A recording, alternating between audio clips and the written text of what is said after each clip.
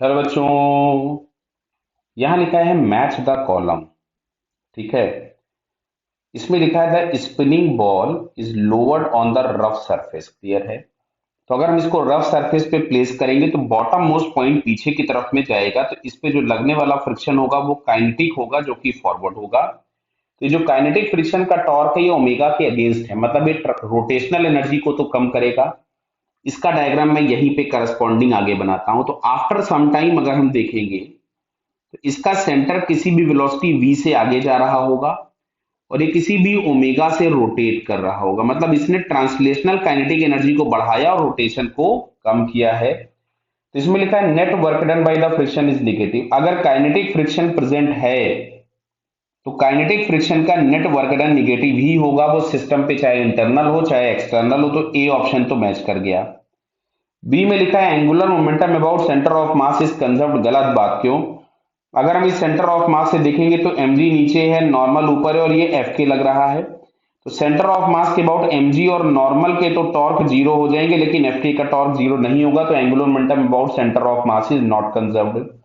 Translational work done by the friction is positive. देखिए पहले यहाँ पे कोई v नहीं है और हमको अगर एक वेलोसिटी मिली है, मतलब ये आई इसी फ्रिक्शन की वजह से है, तो इससे translational work done is positive. Net work done by the friction is zero. ये बात तो खैर गलत हो गई, फ्रिक्शन वर्क तो कर ही रहा है, वो भी निगेटिव।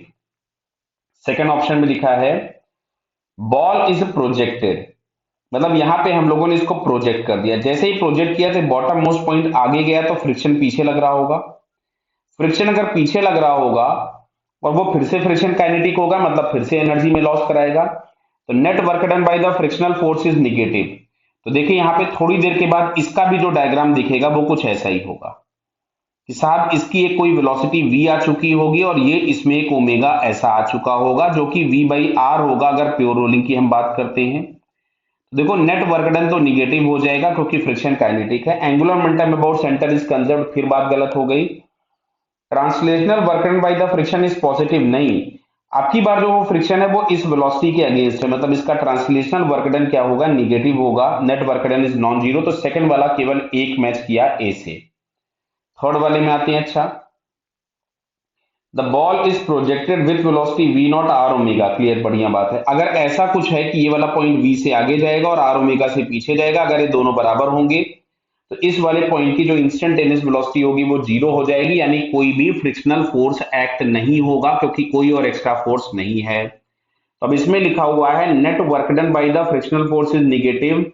एंगुलर मोमेंटम कंजर्व हो गया सेंटर ऑफ मास के अबाउट। क्यों? एक mg नीचे लग रहा है और एक नॉर्मल ऊपर लग रहा होगा और इन दोनों के टॉर्क जीरो होंगे। फ्रिक्शन तो इसमें है ही नहीं क्योंकि बॉटम मोस्ट पॉइंट की कोई टेंडेंसी स्लिप करने की है ही नहीं। क्लियर है। तो ये हम लोगों के पास एक तो ये थर्ड वाले ऑप्शन में बी वाला मैच किया। आगे बढ़ते हैं। और फ्रिक्शन जब है ही नहीं तो फ्रिक्शन का वर्क डन हम लोगों के पास क्या हो जाएगा? जीरो। तो ये बी और डी हम लोगों के पास मैच कर गए। क्लियर है। फोर्थ ऑप्शन देखते हैं। फोर्थ में लिखा हुआ है cos theta is equal to small R by capital R. Pull spool pulled by a force F rolling without slipping on rough surface. देखो रोलिंग विदाउट स्लिपिंग है तो फ्रिक्शन का नेट वर्क डन तो zero हो गया। तो एक option तो साहब यहाँ डी मैच हो गया, मैं पहले ही लिख देता हूं। क्लियर है। अब आगे बढ़ते हैं। Net work done by the friction is negative, नहीं, फ्रिक्शन का जब वर्क डन ही जीरो हो गया। Angular momentum about centre is conserve. तो सेंटर से अगर हम देखेंगे तो mg नीचे है, नॉर्मल ऊपर है। फ्रिक्शन पीछे भी हो सकता है, आगे भी हो सकता है, नहीं भी हो सकता है, ये डिपेंड करेगा। इसको सॉल्व करना पड़ेगा, यहाँ जरूरत नहीं इसलिए मैं नहीं कर रहा हूं, अदरवाइज लंबा हो जाएगा कैलकुलेशन। तो यहां से फ्रिक्शन का टॉर्क हम लोग अगर देखेंगे तो सेंटर के अबाउट एफ का भी टॉर्क है और फ्रिक्शन का भी टॉर्क है, तो एंगुलर मोमेंटम भी सेंटर के अबाउट कंजर्व नहीं होगा। ट्रांसलेशन वर्क डन पॉजिटिव, ये सब बात होगी ही नहीं क्योंकि फ्रिक्शन प्योर रोलिंग के केस में जो नेट वर्क डन होगा वो जीरो हो जाएगा। क्लियर है।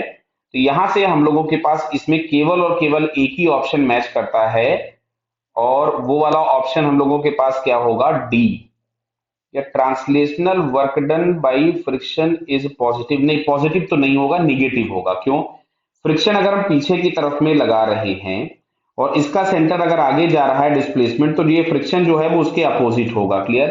हालांकि मैंने एफ के लिख दिया, यहाँ पे ये एफ एस होगा क्योंकि प्योर रोलिंग के केस में लगने वाला फ्रिक्शन स्टैटिक होता है। क्लियर। तो यहाँ फिलहाल ऑप्शन हम लोगों के पास केवल डी मैच करेगा। क्लियर बेटा? Okay, all the best.